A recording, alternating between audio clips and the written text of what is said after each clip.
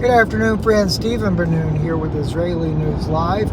And I first want to let you guys know on patreon.com/Israeli News Live, we did a very interesting broadcast with Colonel Greg Renchich.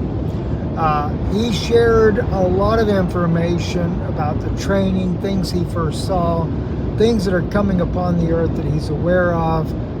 Very interesting, but he also shared about his spiritual journey, how what he went through in the past has affected that, and how a good friend of his really helped him to come to know Jesus Christ even greater. So that's on patreon.com/Israeli News Live.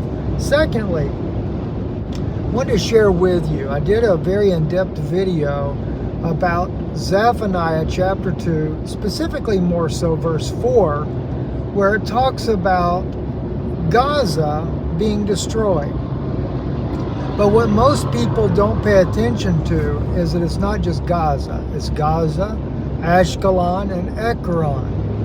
And that is a scripture that was fulfilled 2,500 years ago under Nebuchadnezzar II. A lot of people don't even think about that. In fact, the Church of God president did a message praising Trump for relocating all the Palestinians because he believes that actually that should be done so that Judah can inhabit the land. That's totally false. It did. Now, the prophecy was for Judah, for the flocks and herds, farmers, right? Well, they did inhabit it.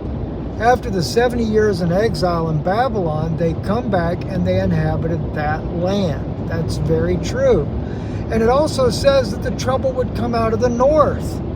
And that's exactly the way Nebuchadnezzar II did his campaign. First, he was fighting the Assyrians who were allied with Egypt, and then he was then taken and he came down into Israel. Of course, we know he also went after the temple. A lot of things that he did there. He destroyed the temple. He defeated the Israelites at that time, but he also laid waste to Ashkelon, Ekron, and Gaza. There is also archaeological evidence that proves it. It was about 30 years or so, maybe up to 40 years after the prophecy that was given by Zephaniah. So it is a biblical prophecy fulfilled. And Judah did return after the Babylonian captivity. There you go.